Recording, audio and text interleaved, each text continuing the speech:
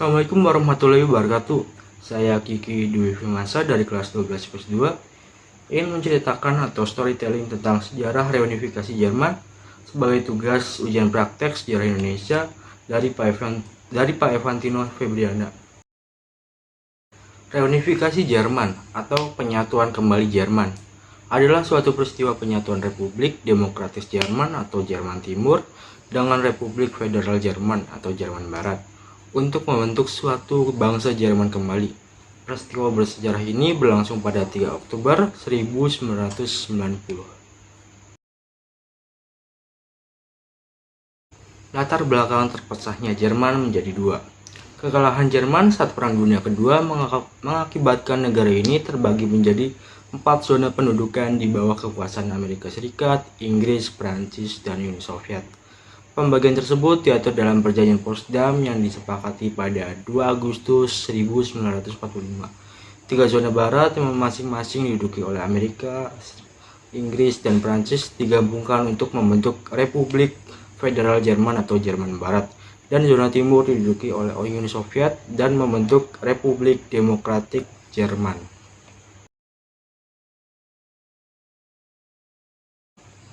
Kondisi sosial sebelum reunifikasi Jerman. Yang pertama ada Jerman Timur memiliki sistem politik yang dikendalikan oleh Partai Persatuan Sosialis Jerman, yang mana Erich Honecker sebagai sekretaris jenderal atas partai ini. Ia juga salah satu sosok penting di balik berdirinya Tembok Berlin yang memisahkan Jerman Barat dan Jerman Timur selama 28 tahun.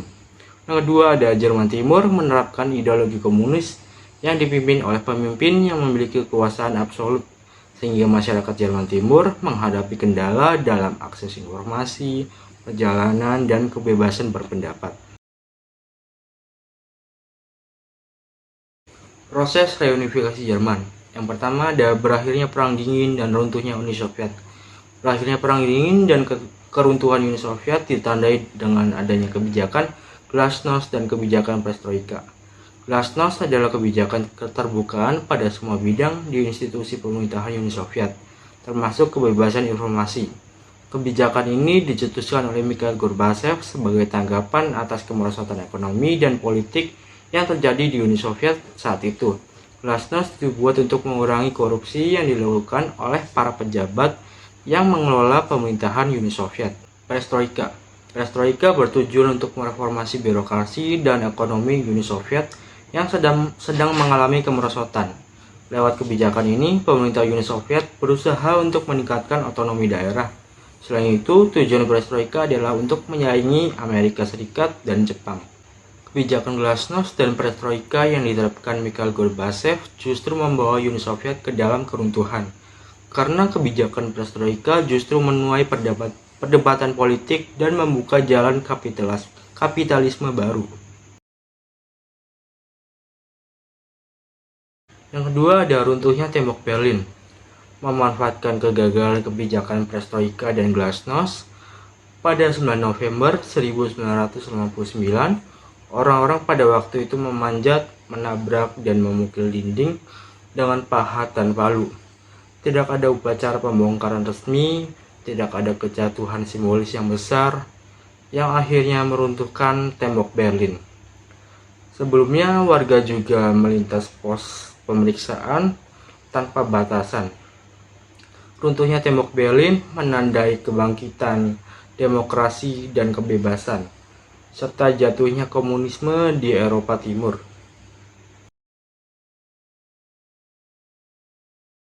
Pertemuan Ottawa. Pertemuan Ottawa pertama kali dilaksanakan pada Februari 1990 di Ottawa, Kanada, melibatkan 2 perwakilan dari Jerman Barat dan Jerman Timur, dengan 4 perwakilan sekutu, Inggris, Prancis, dan Amerika Serikat, dan Uni Soviet. Pada akhirnya, pertemuan ini melahirkan perjanjian penyelesaian akhir terhadap Jerman atau dikenal dengan Perjanjian 2+4, yang ditandatangani di Moskwa pada 12 September 1990.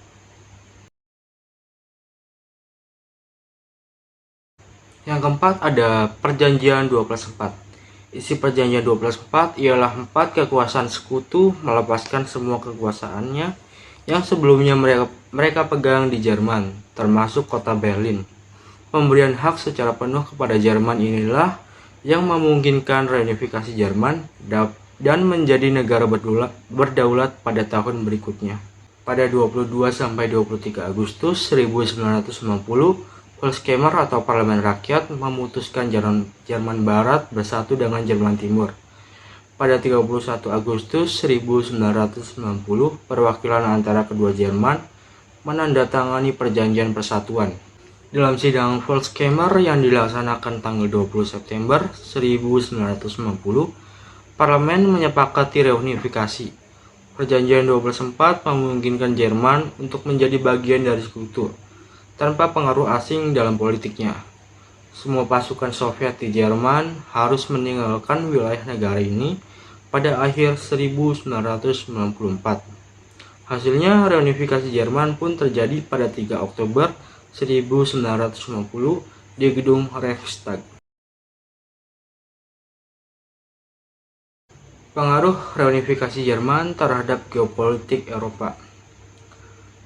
Yang pertama, ada Jerman menjadi kekuatan dominan di Eropa Tengah. Hal ini memperkuat posisi Jerman dan memberinya peran yang lebih kuat di tingkat regional maupun global. Yang kedua, ada reunifikasi Jerman membawa dampak pada struktur politik dan ekonomi di Uni Eropa. Keanggotaan Jerman dalam Uni Eropa menjadi faktor penting dalam membentuk kebijakan dan pengambilan keputusan di tingkat Eropa.